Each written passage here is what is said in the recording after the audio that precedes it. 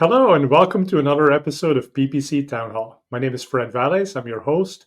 I'm also the CEO and co-founder at Optimizer, the PPC management software. So for today's episode, we're bringing back one of our favorite guests and good friend of the show, Kirk Williams. We are approaching Q4, which is a huge time for a lot of retailers in e-commerce. And so, of course, who better to talk to than Kirk Williams about what strategies are going to make sense to get ready for BFCM 2025. Now, there are a lot of changes that Google has recently introduced around measurement. So we wanted to broach some of these topics. And of course, we also want to hear how Kirk is using generative AI to be more effective as a marketer. So with that, let's get rolling with this episode of PPC Town Hall. Kirk, welcome back to the show. Good to see you. Thank you. Good as always to see you as well. I even wore this hat in honor of our last time we saw each other in person at SMX Advanced in Boston. So, yeah, that's right. I was going to ask you the Boston hat. So you picked that one up at SMX Advanced? Yeah, I'm not. So that was my second time to Boston. I'm not necessarily, a baseball guy, whatever, but I kind of it's just I like the style. My kids' names are all B, so I thought that, and yeah, so I grabbed one. So probably everyone in Montana is like, oh, a Red Sox fan. I'm like, no, just a B fan. Just a nice hat. Hey, and besides the hat with the B, I see a new piece of decor behind you. So obviously there's a lot of Lego. For people listening to the podcast and not seeing this, so Kirk always has a huge display of Lego, a lot of Star Wars behind him. But there is one new thing. There's a Mercedes-Benz parking only sign that's been added. Yes. What's that about? Well, I think you and I have talked a little bit of our shared love of AMGs. That's Mercedes performance line, right? You've been driving the AMG longer than I have. I picked up a C43 last year, loved it, and I just happened into a pretty good deal on an old G55, the G-Wagon, and I am in love. Like, those two could not be more opposite in every way. You have a G-Wagon now. They're so fun. Yeah. So, and it's like really old. It's got these, but it's in really good condition. So it's kind of this fun, like, I almost like the fact that there are quirks, like the back door doesn't unlock unless you crawl back there. And, so I'll have to figure that out. It's stuff like that, but it looks and sounds amazing. So yeah, it sounds like an amazing second car. I've looked into the G-Wagon, but just the way that the trunk opens, if you ever go grocery shopping, it's like, good luck getting your groceries into that thing. Yeah. Not practical, but a very cool car, and maybe actually practical for someone who lives in Montana where it snows once in a while. Yeah, I mean, it's going to be great in the snow. I mean, the people I bought it from even had studded snow tires, because we're allowed to have those here. Not every state allows studded snow tires, where they actually put metal studs in them, just because they can wreck the roads. But up here, they allow it. So I should be like unstoppable. I'll be a tank this winter. So drive through anything. Well, very fun. So you adding an AMG to the collection, I guess, means you're doing well. I guess you figured out how to make PPC work. And the other testament to you, for people who maybe haven't seen you on the show before, but you are currently ranked number 3, I think, on the PPC most influential list. I think so. Yeah, you stop counting. But anyway, so you're very well regarded in the industry. You're very active on social, share a lot of your advice. You speak at a lot of conferences. So let's get into that a little bit. Some of the recent work that I've seen you do is around KPI measurement, and maybe stop focusing so single-mindedly on just conversions. But let's talk about that. What KPI should people think about as we approach another holiday shopping season, and what should people be ready to measure? Yeah. So anyone who's, seen me talk on anything probably over the years has known that I try to walk this line of, on one side, basically everything is an it depends answer. There's just, there's a whole lot where there's not anything real clear. But also at some point you need to get to a place where you're saying, here's some actual information that's actionable you can do. So this is one of those times, I start with that long precursor. This is one of those times where KPIs and conversions do matter. and then they don't matter. And kind of what I mean by that is, there's a lot more knowledge growing in the industry, especially in like ecom, of being aware of this, that what you see directly tracked in attribution to the actual source that sent that sale is not always a direct indicator of where you should put your marketing dollars, right? And so that's where some of that I'm looking at, and I've actually talked about this for years. But sometimes things make a recurring, they just show up again, and this is one of those where at the end of the day, I fall into the line of thinking with marketing and advertising that we are one cog in a wheel of business complexity, which means we are unable to drive sales themselves. Some of this is my opinion, but we identify targeted audience, we show them targeted ads, targeted creative. There's some control we're going to have over like targeted landing pages or things like that. But at the end of the day, all we can do is identify a person, say, hey, as much as we know about them, for efficiently bidding on what we believe they cost to our business and all that, we think that is a good person to send to the website. At some level, we just can't do more than that. And so that's where, and I've pushed into that a lot in my book and things like that, of just being aware as a business owner of the limitations of advertising and how scaling and all of this other stuff actually oftentimes is not just from fixing your marketing. And so I think that's one of those, that's the more general thing. And, we can talk more specifically if you want, but that's the more general overriding principle I'm going at there. Yeah, no, that makes total sense. And I definitely do want to unpack that and go a little bit deeper. So, 3 angles I see here. First of all, to be able to do what you're saying, you have to understand your client's business. And now you run an agency, ZATO Marketing. So we'll talk about how you get more ingrained into your customers' businesses. I also want to understand, what are you seeing in terms of AI? Because you're speaking about like we're just one part of the machine that drives ultimately sales and profits. And there's sort of the upper end of that. How do you get people to even know you exist? And I think that may be changing when AI becomes more of an entry point rather than search for people. And then we think about answer engines as opposed to search engines. So that's question number 2. And then number 3 that I want to go into is, when you think about the bottom of that funnel, okay, you've presented that hot lead on a platter. And now what does your client, what does the business ultimately do with that? How can they be more effective? And is that something that you play a role in as well as an agency, or how do you hand that off to the client? Mm-hmm. So 3 topics. Which one do you want to jump into first with that? Yeah, I don't. Gosh, why don't we hit the last one first? Actually, just because that's pretty relevant, to just continuing this conversation. Yeah. So basically, okay. So based on what you were saying, okay. So you hand this targeted customer. It's the right person. They've seen the right ad. They are interested in your product, right? By the way, you and I have talked a lot about this. This is one of the reasons why I've just always loved the idea of keywords and search terms, because oftentimes you are seeing them specifically communicate, hey, right now I'm interested in XYZ. And there's a whole lot of that it almost doesn't matter what all has happened in their past history or whatever.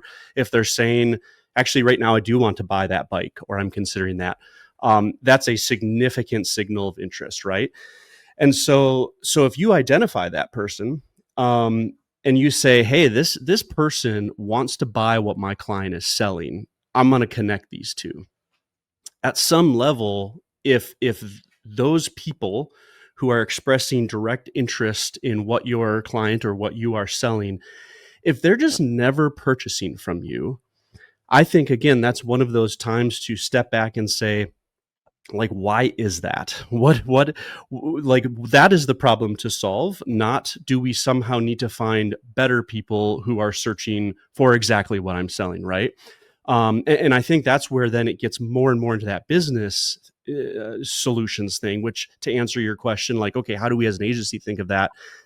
I think that depends heavily on like, and so this is what you need to identify if you're an agency. Like you probably need to identify like, what are we offering? Like what am I offering to my client? And then like, how do I price that according to that? Because to me, if all of a sudden you are doing like significant offer consulting and business consulting, and you're trying to help them solve a lot of those, like even more on the conversion rate optimization side, or that is an additional value that you're offering. That's different than just like utilizing Google Ads well to try to drive solid customers, right? I think that, so that'd be one advice. One suggestion I have is even to identify that, to me, those two things are separate. Helping a client know, should we target these people, or determining, okay, these targeted people are coming and they're not buying, so let's consider different offers. Let's think through all that, right? Those are two very different services. So some of that is just like Let me stepping. pause you on that for a Yeah. second. So I think listeners are always fascinated by agency pricing models. So you saying that these are two completely fundamentally different services. How do you position that when you sell it to the customer? So some of that, like for me, is I try to distinguish personally, and some of this is because I know, like, hey, here's what we offer, and here's what it costs, right? I try to position that sort of thing as, it's a very different thing to get into someone's business and do like that's almost more business consulting, like fractional COO, right? There's a whole there might be a fractional CFO aspect to all of that. Because you can't like rethink offers without actually trying to then think through the finances, right? So to me, like if we're thinking about it, I'm just like, hey, what we do, and again, this is where I try to really define, like, what are we talking about here with Google Ads? And for me, it is personally, it is, hey, we're going to help you try to think through some of this stuff, but overall, like, we're taking what you have in your business, and like, we're going to basically find the right people for that as much as possible. And if that's not working, that's when I might step in and not try to solve their problems, because I don't know if I can, but at least start helping point them towards, I don't think this is a marketing problem anymore.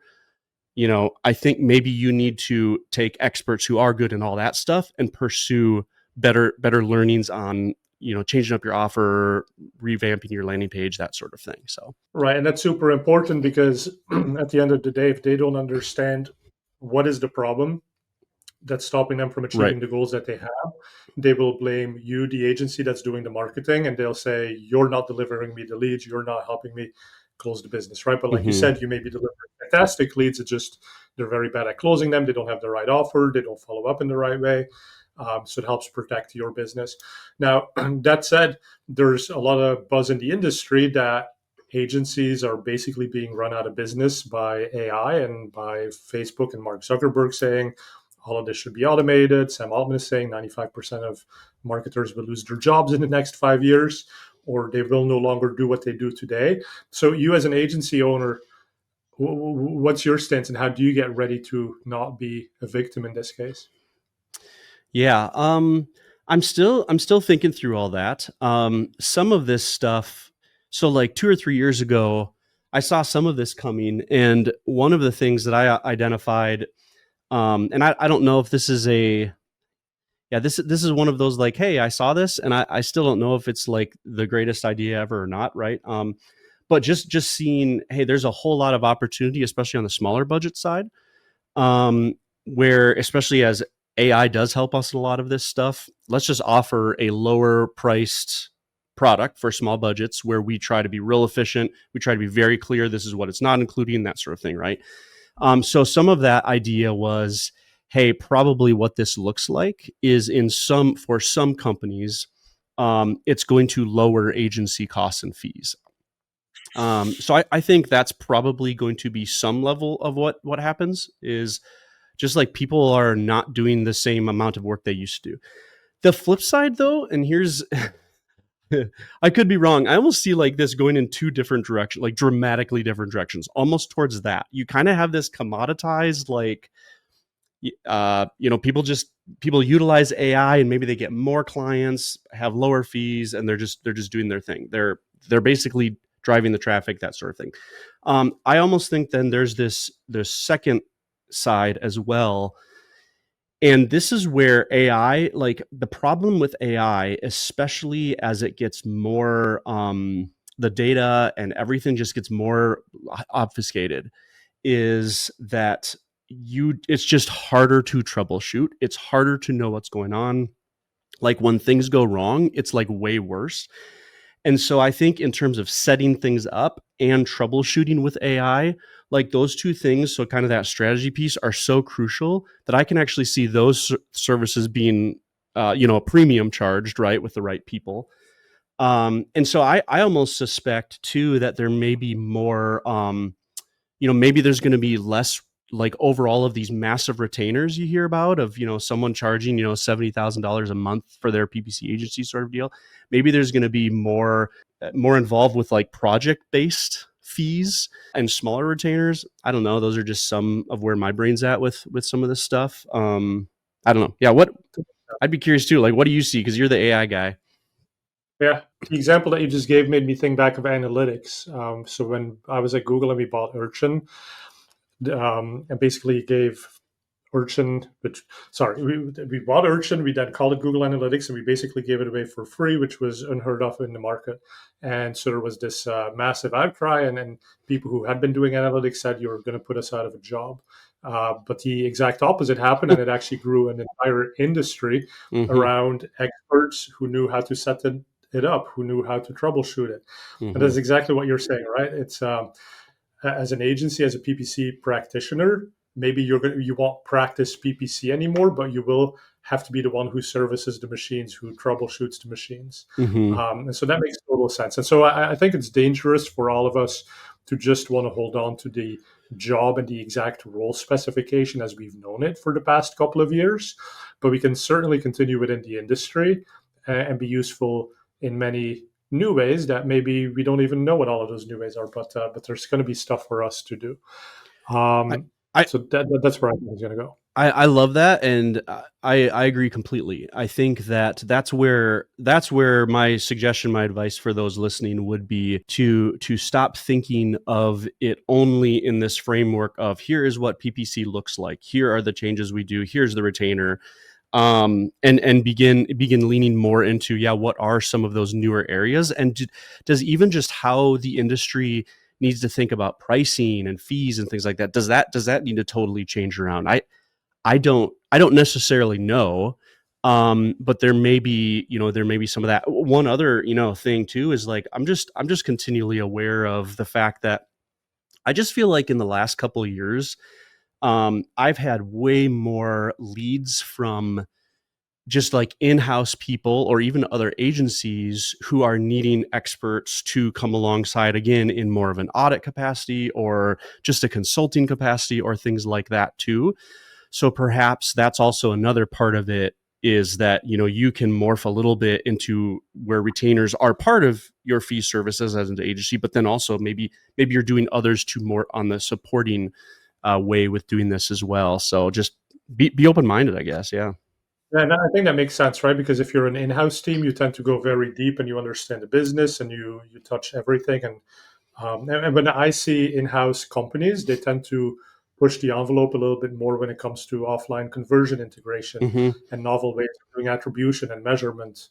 And they will try new projects where they connect new data sources to figuring out, okay, who are the audiences that we need to build? Who are the, or what's like, what's day parting, what's the scheduling based on seasonality and trends and patterns that we see in our business, right? And so it goes very, very deep within that. But I think what agencies can bring is that broader perspective. Okay, you've worked on a number of accounts, and what has happened when we deployed this automation or that automation, and even bringing that insight, that's valuable, right? Because it's basically either the in-house team experiments with that themselves and then gets the learnings after spending $100,000, or they hire an expert who's done this a number of times before, who's talked to a lot of companies, and they avoid wasting the $100,000 on an experiment that would have gone nowhere because you can already point them in the right direction. And so for that reason, I also think it's interesting if you have an agency where you work mostly in the same vertical, and so you have an expertise in e-commerce and shopping ads, and so that brings a lot of value because you know all the nuance of these systems, and you can probably tell people how many conversions do you need before it really starts to work really well, right? And that's valuable insight in terms of then maybe how do you structure your campaigns to make sure we are hitting those conversion thresholds. So I think that's another way to make money. Yeah, one other thought on just that AI side in general would be like we would be remiss not to mention the word creative, and I just really do think that is where this is going. Absolutely, give it another few years, and even us real smaller niche agencies just have this insane access to tools that increasingly are just going to allow us to, I think, develop and push out various creative resources on YouTube and things like that we've just never had before as part of our services. And again, with that idea of not necessarily like how do we think about that? How do we shift around thinking about our value add? I've just never been a creative agency because there's such a significant difference in skill and that sort of thing that goes into that. It's way easier to consider that if all of a sudden you're just adding on maybe a creative person to deploy. I don't think we're quite there yet, but like to deploy more of this AI at scale that is just already there, so you can more add that seamlessly into your services rather than right now almost like develop a new part of your business. I wouldn't be surprised if we see that happen more, as well as just almost like a value add for agencies. Right. AI raises capabilities. And so you've explained how that means for really small customers that previously you could not have taken on because the fees would have been excessive. And those fees would have been excessive because the human power you would have had to put behind doing the things you need to do to make them successful, that wouldn't have scaled. But now that you have technology, you have generative AI, you have new campaign types from Google, all of a sudden it becomes possible to support these smaller clients in a way that still makes your agency a profit and pays your bills. And then at the same time, for those who are already agency customers, what they can expect sort of up levels as well, right? And it's, if you think about it in terms of humans, it's like nowadays, if someone joins a law firm, thanks to all the generative AI, you can expect that person to perform at like the level of someone who's been with the law firm 3 years, because they can look up all the cases in generative AI. They can do more work. They can be faster, right? Nobody who comes into jobs nowadays should be expected to be at that very novice level. And of course, they're on novice level day one, but they have their own generative assistants, which are basically one-on-one teachers that help them upskill very, very quickly. And so everybody's expectation of what they should get can go up. And I think in an agency world, that just means no matter what level of customer you are, you can expect many levels of service greater than what you would have gotten 2 years ago. Yeah, and I mean, it's interesting. So you bring up lawyers. That's a very interesting one for me, because I've thought through this. The usage of LLMs, AI, all that is one of these interesting things where I'm more and more going down this path of thinking, in order to maximize, to me, like the potential of it is when true experts utilize it in like an assistant type way, right? So like, hey, I can get to 7 out of 10, and maybe AI helps me even more quickly get to like 9.5 out of 10 in terms of value or efficiency or whatever that might be. Where it's almost interesting where it is possible to figure certain things out with LLMs. Like I had some SEO question of what to do in Search Console, and like ChatGPT, I think, helped me walk through it, and I tried something. It was kind of cool, and I like implemented this technical fix, and I got it approved and all that. And I was like, wow, that was kind of cool. I had no idea what I was doing, right? But at some point, that kind of fails because like you're starting from zero knowledge on it, and especially if the LLM starts to go off base, math especially, right? And so in some ways, like, again, we as PPC agency people, let's just like ponder, how do we utilize the expertise we have? So not necessarily replacing that, but like to enhance and increase that.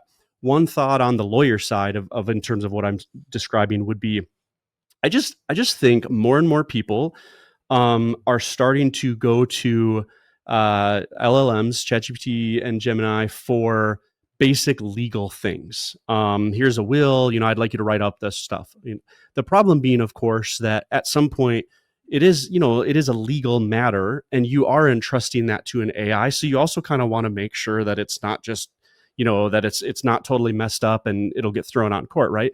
So it's almost like there's this potential service where maybe like some law firm out there advertises themselves as here's our like really low fee, and we're like the LLM legal checker, right? You submit, maybe they have this whole system where you submit your documents. We just make sure that there's nothing like crazy off for a low fee of $150 or whatever. So it makes sense. So it kind of like bridges the gap. Like you're no longer paying $700 or whatever for a basic will. But also you're not totally entrusting LLMs, right? I think that's a sign of what you said earlier, which is almost like what new opportunities will just come out of nowhere, of like roles and jobs and things that have just never been made before. And there's got to be that stuff in PPC of similar type things. And I think we'll just like watch for that stuff and build into that. So. Exactly. And maybe your value lies in the fact that you've built these prompts that are really nuanced and even things like how do you tell the LLM not to hallucinate and how do you maybe add a RAG element where you're doing retrieval of some trusted documents and that becomes the grounding for any generation that happens.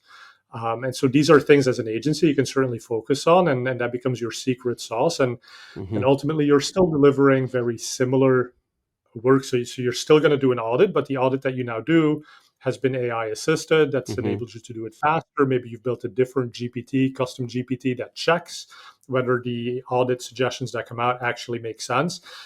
And at one point that I've made in terms of like how humans use this, if you're already an expert and you do PPC for a living, it's very easy for you to look at an audit report and very quickly see, okay, this makes no sense. Like this recommendation just completely doesn't fit. Because you've done it a million times, like you wouldn't have put that into a report that you'd manually written. And what's nice too is because you're the expert, if the GPT has failed you, you can just go and tweak it because you've done it a million times before. So it's not that difficult for you to fix that one thing. But ultimately, it's made you faster because the things that the GPT does get right, that's been done very quickly. And so you just plug the holes of what hasn't been done correctly. And then there's sort of that second layer of how humans use generative AI. And this is about learning new things. So for your SEO example, where you didn't know the solution, but GPT became a teacher to you. Now, there, I think it's really important to ask the right questions and not just trust it at face value. And so if you have a genuine interest in solving these problems for your clients and putting some work in and maybe like repeating this, then great, because you're going to ask the right questions. You're going to validate some of the answers it's giving you by doing a Google search and maybe deploying some other ways to look into it. But it does enable you to add skills that would have been very difficult to achieve in the past. And if I personally think about learning, I mean, you either go to Udemy where you have a structured course, but Udemy doesn't know what I already know. So it's like, oh, here's a course on SEO, but like, why am I spending 2 hours going through the basics where I know the basics, but it's the advanced stuff that I could use some help with. And that's where GPT is such a fantastic teacher, right? It drops you in based on the level that you already have. It customizes the course for you. And then if you're a smart person and you fact check and you see it as a teacher, but you still learn on the side, I think you can achieve some great things. Yeah, no, I love it. And I think that's the answer to like the overall big question and fear of will AI take all the jobs sort of a deal. And in some ways, what you've described already, let's say that audit idea, at some point, at least right now, there are so many complexities to the various prompts and things like that alone is a friction point that could be sold, right? Like someone like developing all of that in terms of a really great way to audit an account or whatever, turn that into a product and sell that, right? I just think there's so many ways and opportunities utilizing that. And one of the best things is just look around and find like where is a friction point, because friction points are when people are willing to part with money. That's like the basic laws of entrepreneurship, right? If you do something, and that's such a big thing for people who run businesses, and that is like, it's not that you're the only one ever who can do this job. It's not like ChatGPT can't or whatever. It is that you've identified this friction point. Someone else, sure, they could do it, but if what you charge is more valuable to them than their time or their desire to do it, they'll pay you to do that instead. It's not because they can't. It's because that's more valuable, right? So just being able to be aware of that, look into that, solve for those sort of things. I don't know. I think humans are going to be okay. Yeah, I think so too. No, that's some basic economics lessons, and keep those in mind. And then that's the other benefit, I think, too, as an agency. If you do a good job and you talk to a lot of clients, you understand their pain points. You understand what they're frustrated about. In fact, I was reading one of your recent LinkedIn posts, I think, about the frustration that Microsoft Ads only has 6 months of change history data. I was like, ooh, light bulb went off. That's a friction point. Optimizer, we already have the API. Like, why don't we do the same thing like we do with Amazon, and we store a longer historical data set of that? And now if you want to go back 2 years, 3 years, whatever, if we have the data, we have the data. So yeah, solving these problems. There you go. Yeah, I love it. Hey, but let's talk about some of the new stuff in Google. So there's the PMax channel reporting. And you've talked a little bit about specifically the breakdown. So talk first about what PMax channel reporting is, but then let it go deeper as well in how it helps you break down what is a shopping ad versus a non-shopping ad within those channels. Because I think that's really interesting. Yeah. So some of this I'm going a little bit on memory here, because we talked about this. I think it was right after SMX Advance. Yeah. So Google has rolled out PMax channel reporting. In the past, the PMax channel, gosh, I'm blanking on exactly what it was called, but it was just some like nebulous thing. It was like other channels or something like that. And so by channel we mean, hey, where are your ad dollars being allocated? YouTube, search, shopping, display, Gmail, right? All of the various places that you can appear in Google. There's just no insight into that with PMax. Some of that, maybe not some of it, maybe the majority or all of it was just, by Google's own admission, it was like, they've basically told me this, like, if you can't change it, why should you be able to see it, right? Kind of this idea of like, for them, the whole idea of PMax was a simplicity push button thing. And therefore they wanted, the control to deploy your ad dollars across all those channels, however, their algorithm saw fit, right? So they've started a rollout allowing us to actually see where ad dollars in that are being spent. And for me, there's just some interesting things that could come up about that. And some of that, maybe the most simplistic way to utilize that would just be to say, hey, if PMax is identifying opportunity in a channel, let's just say real simplistically, YouTube. Let's say that we can just see now all of a sudden, like, YouTube is actually converting better than we expected. And that's just from some quick PMax thing. Maybe even like an auto-generated video. If you see that, that's like information, going back to that broader business point, that's information that you could use to say, gosh, like, I'm going to take that to the client. Look, YouTube actually seems to be working okay. Why don't we allocate money for a test and then use that information to actually invest more marketing dollars into that, in that example, right? So just an example of why I just like that data. I like being able to see that and getting more information to make decisions based on that. So I'm glad they're doing it. Yeah, no, really interesting stuff. And I see this almost virtuous cycle from Google where they release a new product, PMax, and it solves some of the problems that existed. So the problem was advertising is pretty hard if you're a small advertiser, if you're a novice, if you don't have the budget to hire an agency, if you don't have an in-house marketing team. And it's especially hard when you consider that there's so many places where you can put an ad through Google. So you can go on Gmail, on YouTube, Discover, Search, etc., Display Network. So it's a lot of things to think about. So PMax comes in and it's like the easy button. Just tell us what your goal is, tell us what your website is, and we'll figure it out. But then, of course, for the experts like us listening here and Kirk and myself, it's frustrating because we don't have insight. And so we start clamoring for insight because we're like, well, we're not going to use this PMax thing if we can't guarantee that you're not just claiming amazing results by spending all my money on remarketing, which, why are you just capturing the thing that my SEO team basically put all the work in getting, and you're claiming credit for it at the end? Mm-hmm. Okay, so now we get some insights, and then we're like, oh, well, now we have these insights. We need controls to actually tweak it and optimize it. And so now we start seeing that too, right? Google is adding some more control levers. And eventually this new campaign type becomes just as complicated. I was talking to Menachem Ani on a recent episode, and he was like, yeah, PMax is not that simple anymore. It actually takes expertise to set it up right. And you can still get good results by setting it up in a basic way. But if you want to get the most out of it, yeah, there's all these other things you need to do, right? And that's where you look to an agency to help you with it.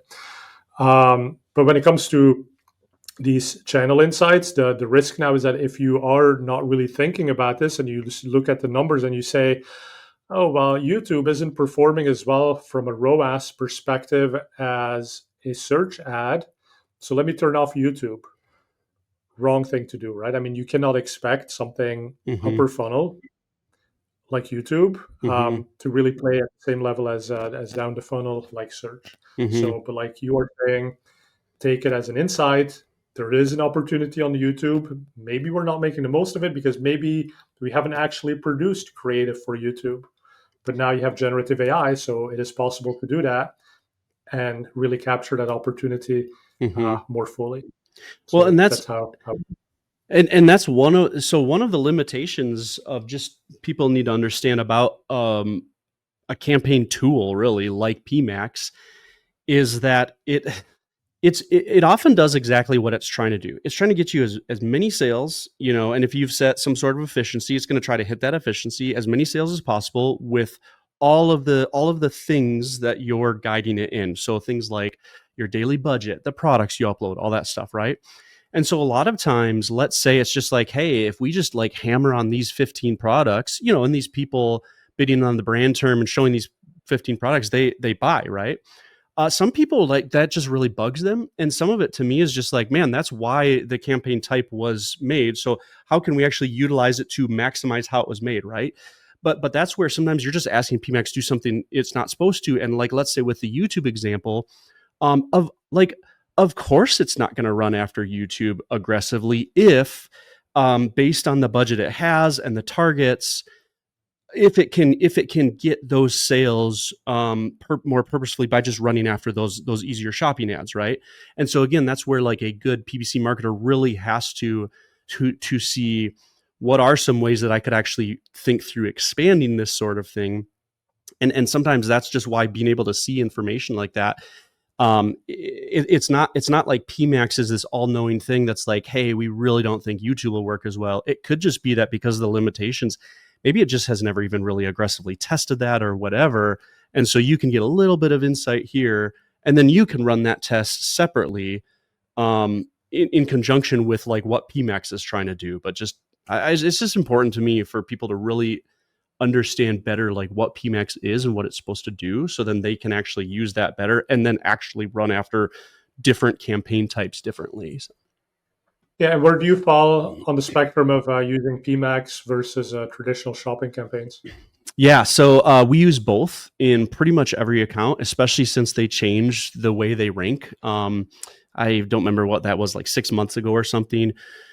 So as a quick reminder to the audience listening, PMax with search ads has always been relatively, it's been according to ad rank, according to them. Well, there's more that can be said there, but we'll just kind of pause there. So ad rank based on the exactly matching term, not exact match term, but exactly matching term. So if you were targeting a specific term in a search campaign, then it would go, no, I'm sorry. I think it would be preferred for that search term. And then somehow ad rank. I don't quite remember on search. Keyword.